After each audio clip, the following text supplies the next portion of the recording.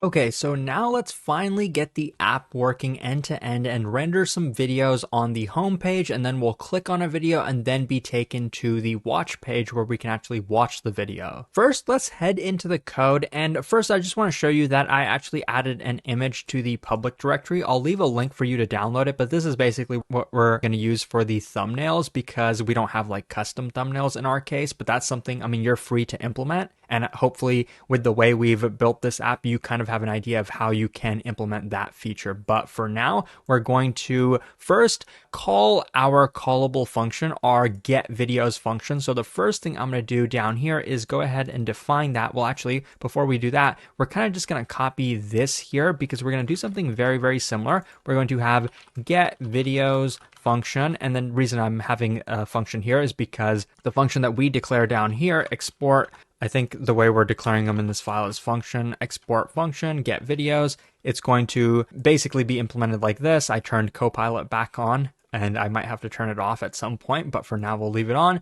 When we want to call a callable function from Cloud Functions or Firebase Functions, we have to basically have this kind of boilerplate. And here we called our video get videos. So that's the string I'm going to put here. And this will invoke that HTTPS function. Here, we don't have a lot to do, but the return value of this is not going to be the data that we want. First, we should probably make this asynchronous. And then here, let's put an await in front of this. And the response here is going to be the response object, but from that object, we actually want the data itself, and we learned that we can get that like this. Also, this is the part where you kind of realize how end-to-end type safety is important, and it can also be implemented in a better way because this is the third time that we're copy and pasting this interface. So while I'm not going to show you like a better solution for doing this, hopefully you are learning that it's going to be painful to keep this interface in sync across multiple services, and especially what if our services were written in different languages? The way we got around that at Google is by using gRPC. But there are other solutions with using like REST APIs and things like that I won't go into detail on. There is a small issue with this though. If we try now invoking that get videos method in our root page, that's what we're going to be doing. So I'll go ahead and just import it here, get videos here. And now if I try calling it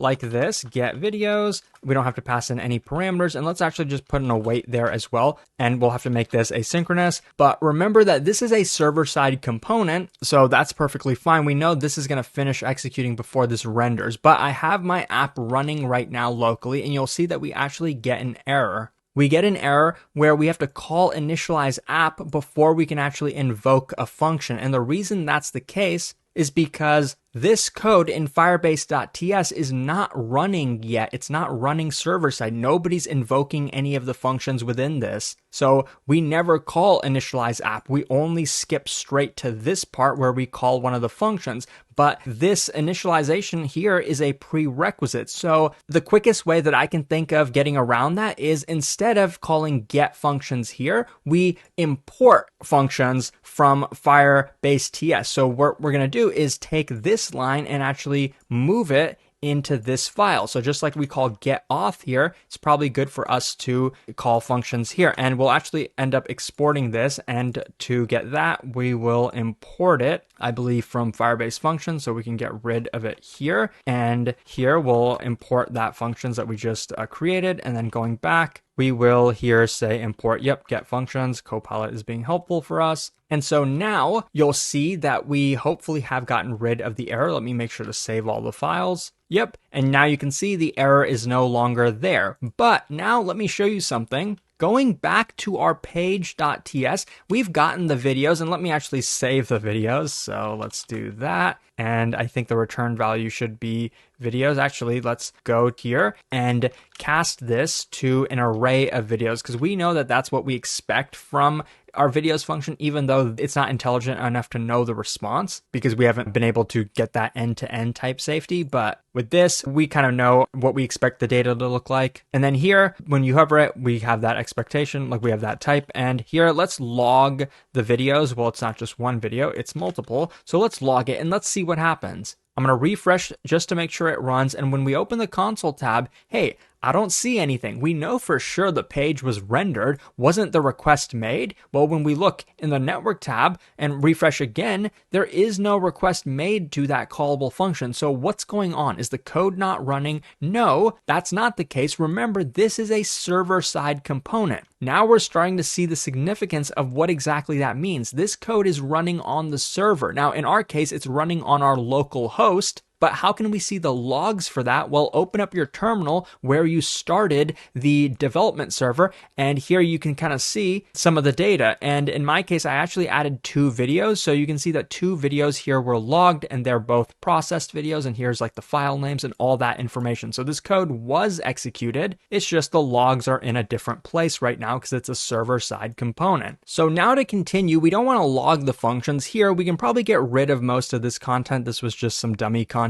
And to actually render the video links, I'm going to use some pretty similar code that we used in our navbar. So I'm just going to copy and paste it, but it should be reasonable to understand. We have a link and an image, just like we had in the navbar. And we know that those are actually Next.js elements. So yeah, we're going to import them just like this. And I might as well have some semicolons here. So this is what we want to render for every single image. Well, for every single video rather. But how do we do that? Well, as you're kind of learning with JSX, you can put code, you can put JavaScript code in between the curly braces. So I'm going to move that there, and just kind of like Copilot is suggesting, we can take every video and map it to this element. And what map is going to do, it's going to return an array of JSX elements, and those are going to be rendered within this main content here. Let me format this, and here we can't actually put a semicolon. That will give us an error, so we're not going to do that. But here, let's reformat a bit. Just to briefly cover this,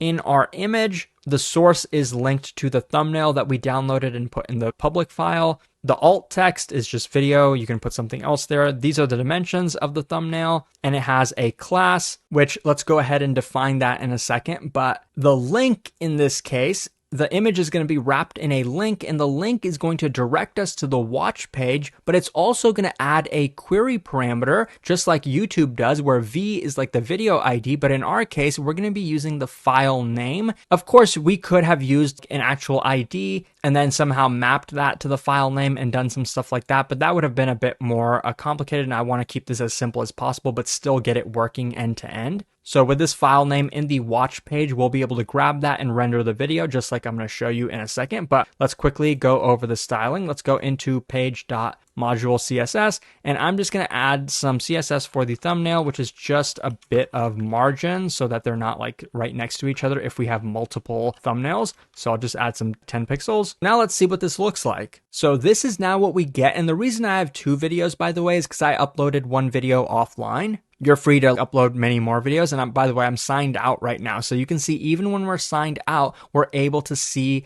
these videos rendered, and they're being fetched from the database. If I show you the database, here you can see we have exactly 2 videos, and they're both uploaded by the same person. That's why the prefix, which is the user ID, is the same. But when you click one of these, we should get to the watch page, and yep, that query parameter looks right to me. Now all we have to do is actually render the video here. I'll show you how to do that now. Oh, and by the way, we can probably get rid of this class because we're not actually using it anymore. And now, heading into our watch page over here, we're actually going to make this a client-side component, and you'll see why in a sec. It's because we're going to grab the query parameter from the URL. And as far as I know, the best way to do that with React, or well, with Next.js, is by using useSearchParam. And it's actually useSearchParams. This is probably a good time to turn Copilot off because it's not really familiar with Next.js 13 because it's trained on GPT-4, which it has a cutoff date, I think, of 2021. So we're going to use useSearchParams to get the query URL. As far as I know, the best way to do that is in a client-side component. We're going to grab the video source, which is basically the video URL, and we're going to use it. We're going to get it using useSearchParams, which is a function, and then we're going to call get, and the name of the param is going to be V for video ID. And using that, we're going to go ahead in here, render a video. And I think I can just have a self-closing tag like that. So here We're going to add controls to the video. This is like the pause, play, volume controls and things like that. Now, the source of the video is going to be the video source that we have up above, but believe it or not, that's actually not enough. We also need to add the prefix of the bucket itself, and I'm just going to copy and paste that. Yours will be probably slightly different based on like the name of your bucket. So this is what mine is, storage.googleapis.com, and then like the name of the bucket /.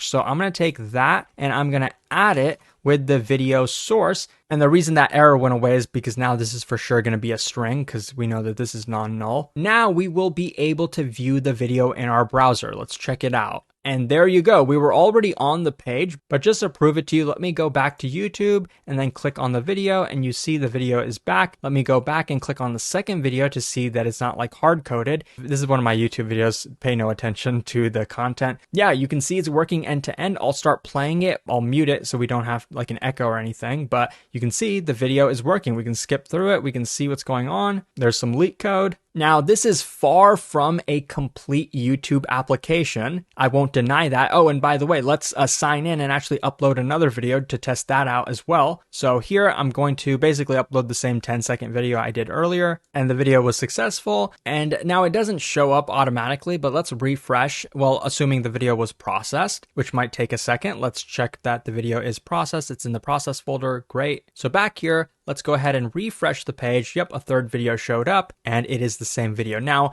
like I was saying, this is far from a fully functioning YouTube app. Like we don't even have titles for the video. We don't have like the description. We don't have the date it was uploaded. We don't even have thumbnails, right? We don't have real thumbnails. But this is a YouTube skeleton. I'm sure you can imagine a bit on how you can add some of that functionality, how you can add the like and dislike button, how you can add comments to this. I was trying to focus on the more difficult parts of this course, especially like the back-end side. And even with all the work that we did in this course, it's far from complete. This is why it takes thousands of really good engineers to build a full stack, large, scalable application like YouTube or Facebook, and yes, even like Twitter. It's not easy, and even with all the time that we put into this, there's actually some massive limitations with this. Some of them, I'm sure you can guess what they are, but some of them I bet you won't guess, and that's what I'm going to be covering next.